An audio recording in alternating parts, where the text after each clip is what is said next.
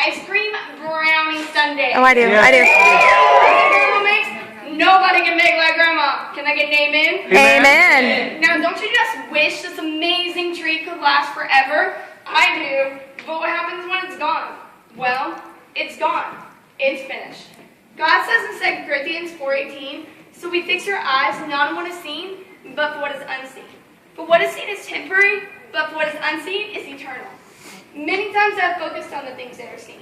Like that boyfriend who I thought was the one, finished. My parents, who I thought was going to stay together forever, now divorced, finished. My best friend I had since kindergarten, who I thought was so trustworthy, finished. There are many things in life that just don't last. But today I want to tell you something that does.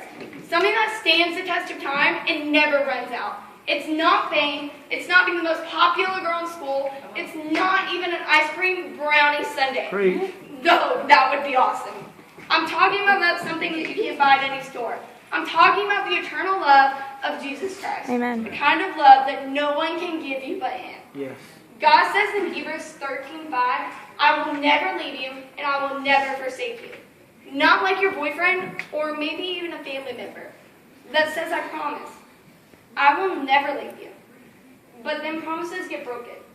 Although they may have good intentions, sometimes people fall short.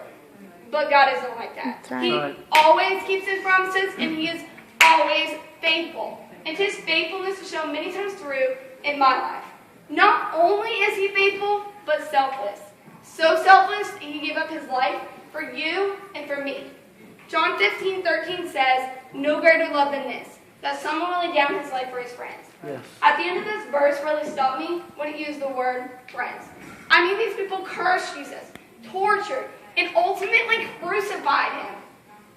And as He died, they were laughing and spitting in His face. And He calls them friends.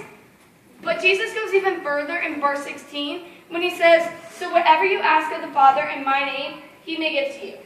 So now God is saying, even though you laugh at me and mock me, I still love you. No matter what. Right. Then He makes a promise to them. When they continue a sincere relationship with Him, and when they're in need, and they come to Him, He will supply it.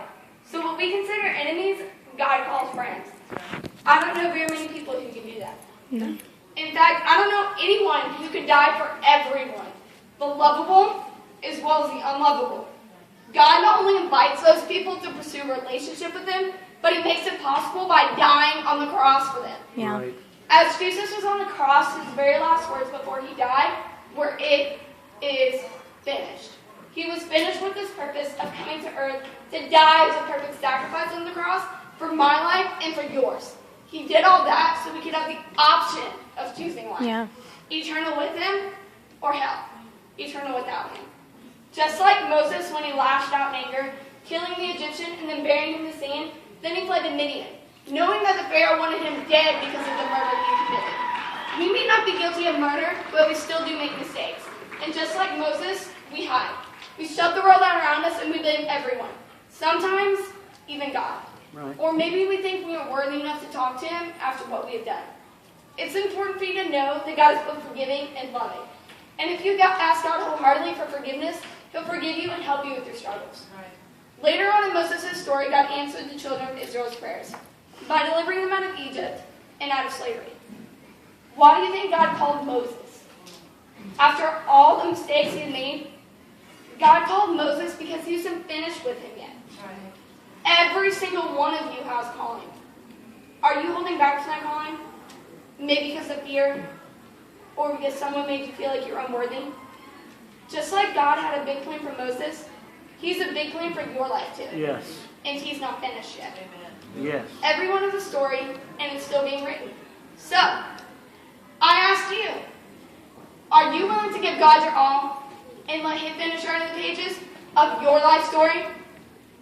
Amen.